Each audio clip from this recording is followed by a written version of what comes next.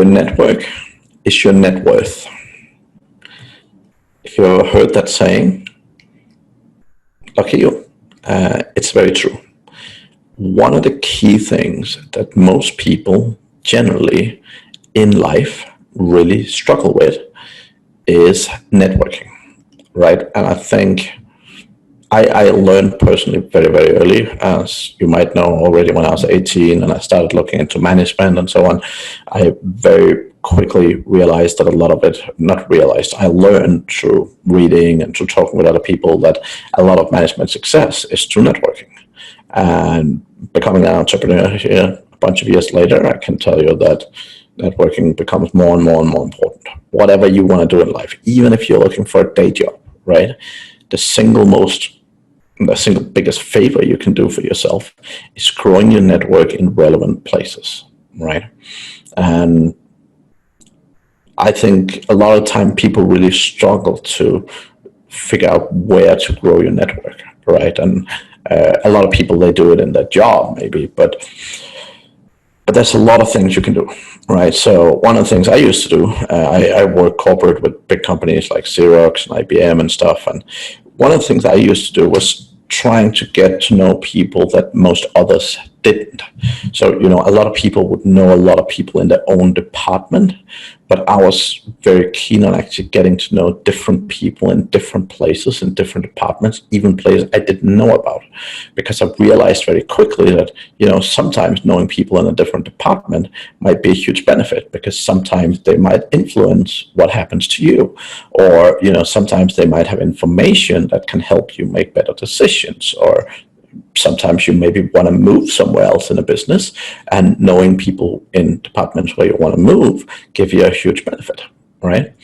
The same thing with entrepreneurship. I mean, knowing people is what it's all about, right? And that's co-workers, it's colleagues, it's competitors, it's customers, it's everything. Like, the more people you know, the bigger favor you set yourself up for, right? And I think a lot of people looking for jobs, like I meet so many particularly young people who are like, yeah, I just can't find a job. I've sent out 500 resumes. And basically what they do is they sit and look at job boards, send out resumes, and, nothing happens. And again, if you really want this thing, if you really want a job, the right way to make it happen is to go find people, right? It's like sending resumes to job application. I'm not saying it can never work. I'm saying most of the time when people hire staff, even if they choose to bring you into an interview, if you don't know them, you're a lot less likely to get that job. So even if you're applying, like a lot of the time for people, it's a volume game. They're like, yeah, I'll apply for 100 jobs a day, right? You're much better applying for one and really putting in significant effort. And what is significant effort? What do I mean with that? What I mean is you're much better finding one or two companies that you really want to work for, actually get to know some people in that company, ask them about that company, and, get some inside knowledge. Because again, if you write a job application and says, I'm super interested in this job, here's my background. I know Paul who works in logistics, and, he told me that all these great things about the company values and yada, yada, yada. And, that really makes me want to work in this business. Like, if you can put something personal, if you can show that, you know someone, you've done some research, you're going that extra step that most people don't, you put yourself in a significantly better position.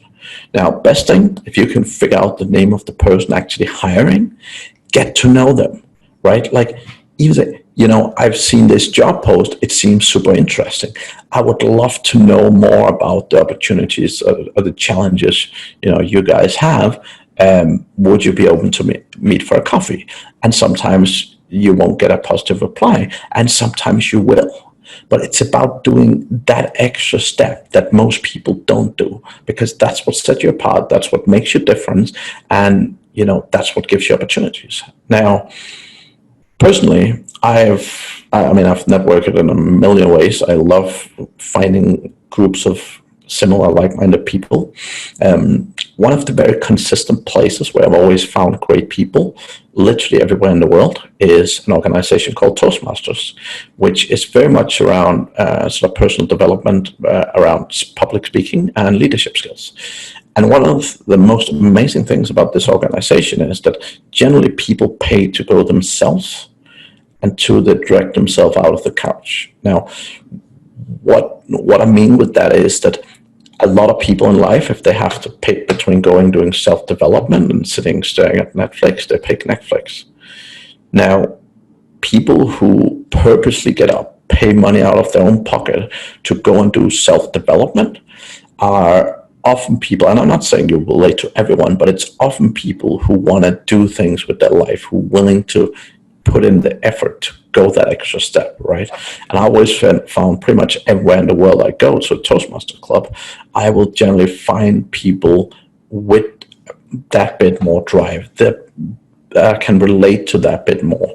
And I'll just, if you are looking to network and you don't know where to start, I would definitely say somewhere like Toastmasters is a great place to begin.